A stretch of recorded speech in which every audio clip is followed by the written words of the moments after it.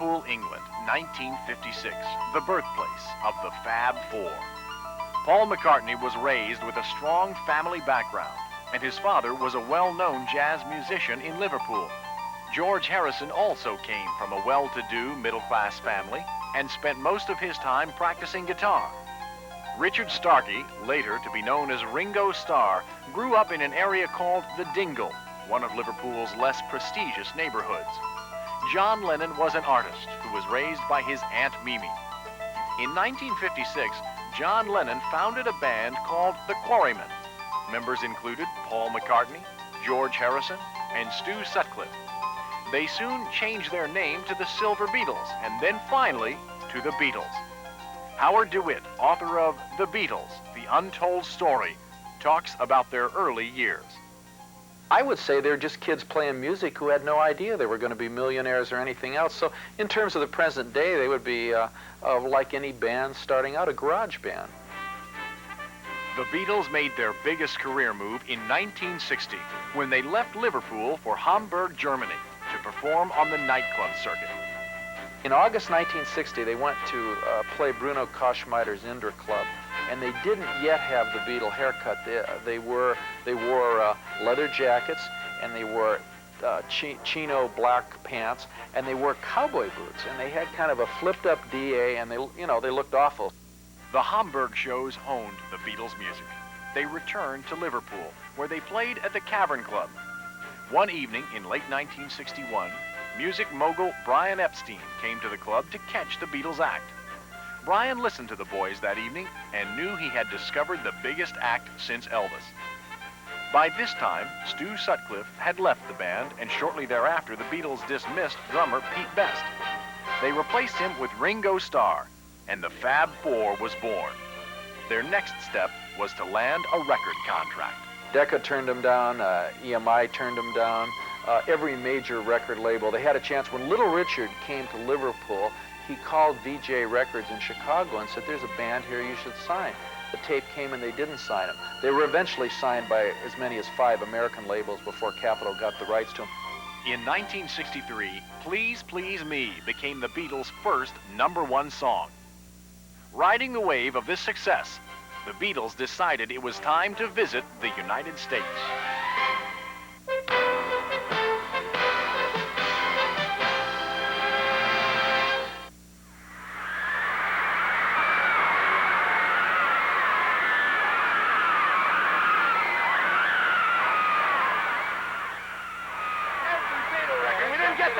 What kind of police protection? I'd never like to get a piece of the Beatles, please. I don't know where they got them out of here.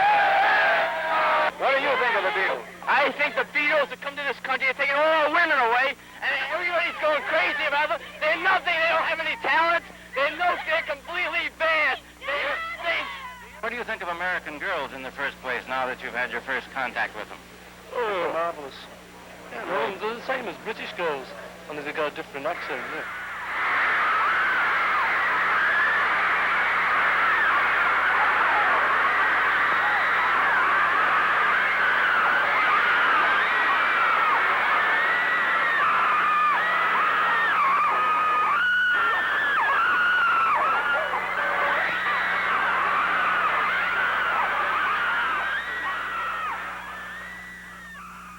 Have you got a song for them when they get here? Yeah. Let's hear it. We love you, Beatles. Oh, yes, we do. We don't love anyone as much as you. When you're not with us, we're blue. Oh, Beatles, we love you.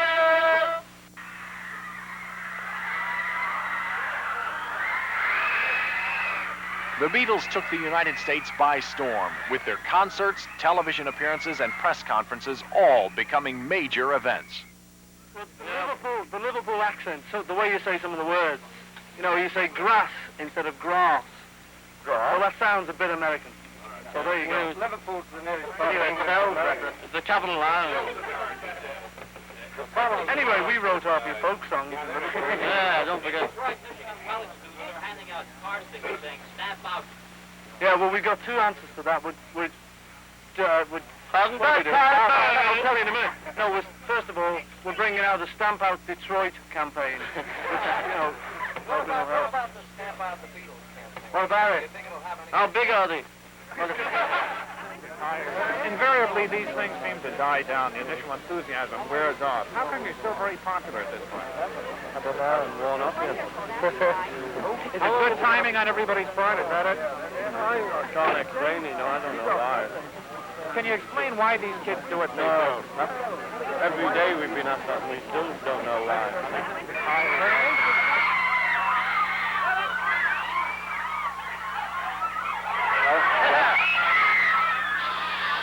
quiet? Quiet. Be quiet. Keep quiet. And do you think they'll go higher? Well, I like miniskirts. I think they're fine. The thing is, you know, at the moment it's miniskirts, but in Victorian times, people were ashamed to show their ankles, you know. It's just got a bit higher now. It may go even higher. George? Yes? George? Yes? Do you have a cousin named Maggie? No. You don't?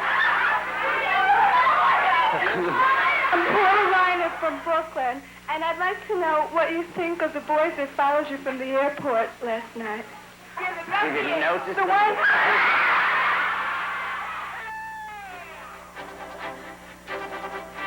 After sweeping the United States in 1964, the Beatles embarked on a world tour that lasted 2 years. The tour was a grueling undertaking, packed with unique experiences. Well, there are a number of things. In the Philippines, for example, they were supposed to have dinner or lunch, lunch with Imelda Marcos, the president's wife, and of course they didn't have time, and they were almost destroyed as a result of that. In Australia, they went without Ringo. They used Jimmy Nichols on drums. And when they were in Japan, they shot a lot of videos which shows them to be tired and not performing very well. And to basically, you can already see the funds out of it as early as 65. But you have to remember in 64, they did 125 major concerts in 10 countries, which is really quite a lot. And they were never really off the road from roughly December 62 to roughly when they finished up at Candlestick in 66. So, I mean, they were on the road a lot. After their world tour, the Beatles returned to the studio and began work on what would become their greatest group effort in an album. The June 1967 release of Sgt. Pepper's Lonely Hearts Club Band marked a milestone in rock and roll history. It was with this album that the Beatles took control of their musical destiny and began to explore their creative potential.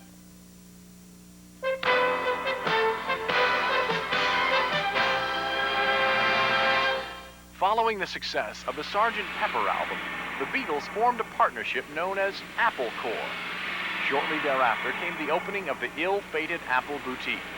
The store provided a wide variety of items, but due to financial losses, the boutique was forced to close its doors within a year. The Beatles' brief excursion into shopkeeping is over. They say they're now rather tired of this particular toy and that it's now cluttering their lives. So after a spot decision earlier this week to pull down the shutters, they are now giving away the whole stock of £20,000 worth of suits, dresses and shirts. A more modest shopkeeper might have held a closing down sale, but not the Beatles. They don't want it, and so they're giving it away. And to take it away, a queue of people who started forming outside the boutique at 5:30 this morning. Hold on, Chris. All right, only 10 can go in, so stop. 10. 1, 2. We're ready.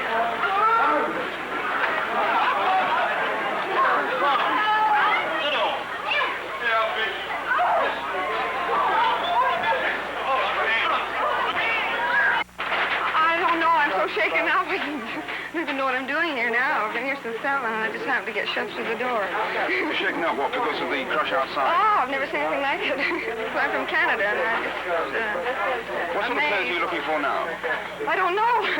Suits, anything. Anything that's groovy.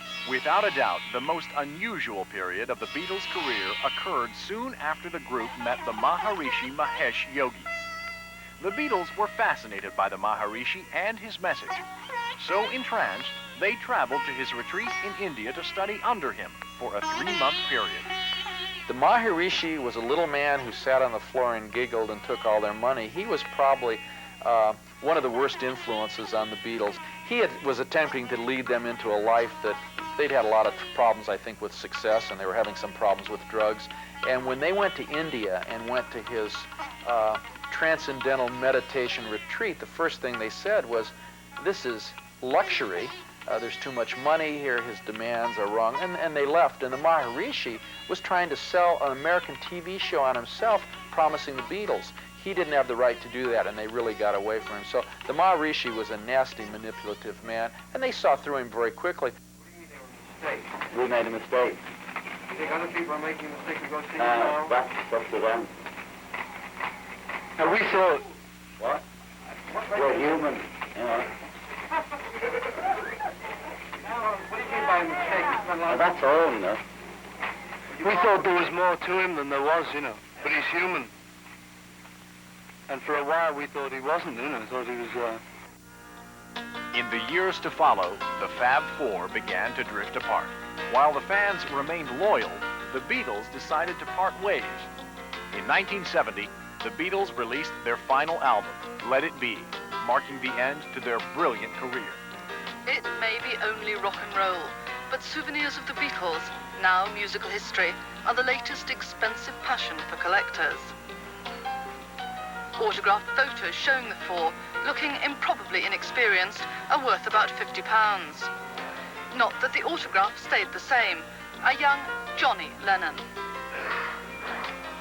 In the early 60s, they even wrote back to hopeful fans with chatty details of family life. Now it's almost impossible to estimate what these will sell for, anything from £200 upwards. The drum kit unexpectedly belonged to Paul McCartney. The suits to all of them.